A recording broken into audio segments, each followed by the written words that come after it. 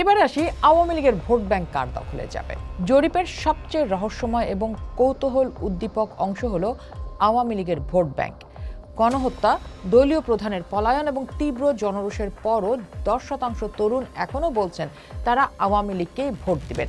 কিন্তু আসল খেলাটা এখানে নয়, আসল খেলা 18% নীরব ভোটারের মধ্যে। বিশ্লেষক সোহরাব হাসান এবং ডেভিড বার্গম্যানের মতে এই নীরব ভোটারদের একটি বড় অংশ লুকানো আছে আওয়ামী লীগ সমর্থন। আর এখানেই তৈরি হয়েছে এক অদ্ভুত রাজনৈতিক মনস্তত্ত্ব। জরিপ ও মাঠ পর্যায়ের তথ্য বলছে সাবেক আওয়ামী লীগ ভোটারদের অনেকেই বিএনপিকে পছন্দ করছেন না।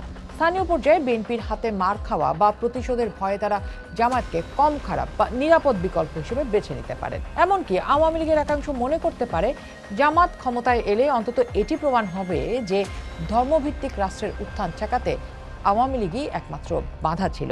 অর্থাৎ আওয়ামী লীগের ফেলে যাওয়া লুকিয়ে থাকা ভোট ব্যাংক বিএনপির বাক্সে না গিয়ে জামাতের বাক্সে যাওয়ার সম্ভাবনাই অনেকটা বেশি বলছেন বিশ্লেষকরা।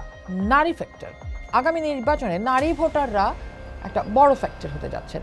এখানেও জামাত বিএনপির চেয়ে কিছুটা এগিয়ে। জামাতের মহিলা বিভাগের কর্মীরা গ্রামে গঞ্জে ঘরে ঘরে গিয়ে নারীদের অভাব অভিযোগ শুনছেন, তাদের সাথে ব্যক্তিগত সম্পর্ক তৈরি করছেন।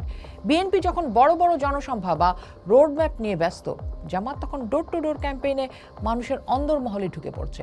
যদিও নারী স্বাধীনতার বিষয়ে তারা ডিপ্লোম্যাটিক পথেই হাঁটছে, মুখে যতটাই তারা নারী স্বাধীনতার কথা বলছে, কিন্তু নারীর কর্মঘণ্টা কমানো বা নারীকে ভালোবাসলে ঘরে রাখুন, বাংলাদেশের নারী জামাতের হাতেই নিরাপদ, এই ধরনের বয়ান তাদের কতটা এগিয়ে রাখছে সেটা যদিও ভোটের মাঠে পরিষ্কার হবে, কিন্তু দৌড়ে তারা এগিয়েছেন অনেকটাই।